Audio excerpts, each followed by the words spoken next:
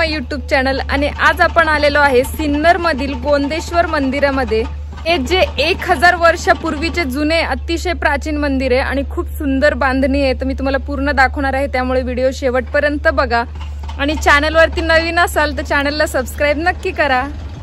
गोंदेश्वर मंदिर हे महाराष्ट्र राज्याच्या नाशिक जिल्ह्यातील सिन्नर या तालुक्याच्या गावी असलेले महादेवाचे मंदिर आहे। हे मंदिर पुरातन हेमाडपंथी शैलीतील बांधकामाचा उत्तम नमुना आहे।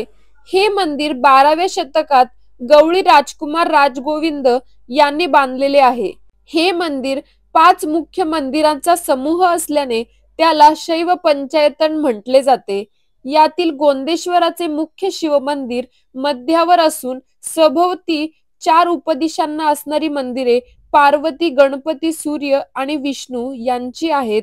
दख्खन पठारावर बांधलेली ही मंदिरे साधारण काळ्या पाषाणातील असतात, पण या मंदिराचे एक आश्चर्य म्हणजे हे मंदिर गुलाबी व्हेसिक्युलर खडकांपासून बनवलेले आहे। यामुळे मंदिराला नैसर्गिक गुलाबी रंग प्राप्त झाला आहे। वेसिक्युलर खडकाची झीज ही लवकर होते। हे मंदिर पाहताना आपल्याला हे प्रकर्षाने लक्षात येईलच, तसेच त्यावर कोरीव काम हे देखील करणे अवघड असते, पण तरीही यावर अप्रतिम केलेली कलाकुसर पाहतच राहावी अशीच आहे। साधारण 12व्या शतकाच्या सुरुवातीला बांधलेले हे दक्षिण शैलीतील सिन्नर येथील पुरातन गोंदेश्वर मंदिर हे स्थापत्य कलेचे उत्तम उदाहरण आहे। मंदिरात सभामंडप व गाभारा आहे। गर्भगृहावर बांधलेले आकाशाकडे झेपावणारे मंदिराचे पटईचे शिखर अतिशय देखणे असून अप्रतिम कोरीव कामाने सजवलेले आहे। गर्भगृहात रेखीव शिवपिंड आहे। सभा मंडपातील खांब नक्षीने कोरलेले असून त्यावर मंदिराच्या भिंतींवर देवदेवता, गंधर्व, अप्सरा, पौराणिक आणि रामायणातील प्रसंग कोरलेले आहेत। मंदिरातील शिल्पकाम त्रिमित असून त्यावर पडणाऱ्या परावर्तित प्रकाशाच्या आणि सावलीच्या छटांतून मंदिराचे देखणे पण अधिकच उठावदार दिसते। या मंदिराचा अजून एक वैशिष्ट्य म्हणजे गर्भगृहात देवतेवर अभिषेक केल्यानंतर ते वाहून जाणारे पवित्र जल मंदिराच्या बाहेर सोडले जाते। तिथे मगरीचे तोंड शिल्पित केलेले दिसते। बऱ्याच मंदिरात आपल्याला गायीचे गोमुख शिल्पित केलेले दिसते आणि त्यातून ते जल बाहेर येते। गोमुखातून आलेले जल हे पवित्र मानले जाते, परंतु हे गोमुख इसवी सनाच्या 13व्या शतकानंतर दिसू लागले।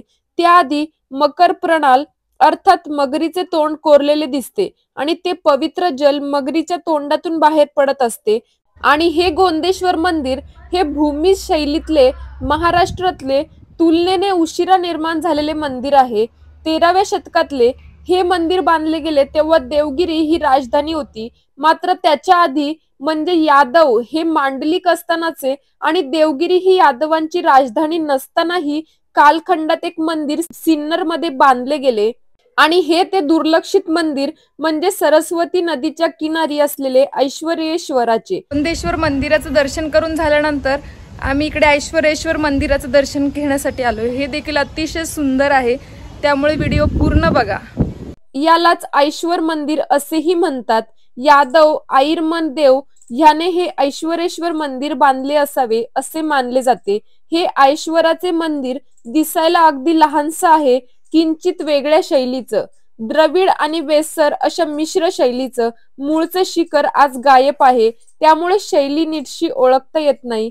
नक्षीदार स्तंभावर तोललेलं सभामंडप, पुढे अंतराळ आणि मग गर्भगृह अशी त्याची रचना आहे। गाभाऱ्यात पिंड आणि त्यासमोरील मंडपात नंदी विराजमान दिसतो। मंदिराच्या सभामंडपाचे स्तंभ उत्कृष्ट नक्षीकामाचा नमुना आहेत। हे स्तंभ सरळ आहेत, इतर मंदिरांप्रमाणे वर चौकटीजवळ निमुळते झालेले नाहीत। गर्भगृहाच्या बाह्य अंगावर काही भग्न शिल्प आपल्याला दिसतात, पण दगडांच्या झालेल्या झिजेमुळे ती नीटशी ओळखता येत नाहीत। या मंदिराच्या गर्भगृहाच्या द्वारावर दगडात कोरलेले अप्रतिम मकर तोरण हे या मंदिराचे वैशिष्ट्य आहे। आणि तुम्हाला व्हिडिओ कसा वाटला मला कमेंट करून सांगायला विसरू नका आणि अशीच नवनवीन माहितीपूर्ण व्हिडिओ बघण्यासाठी माझ्या चॅनलला नक्की सबस्क्राइब करा।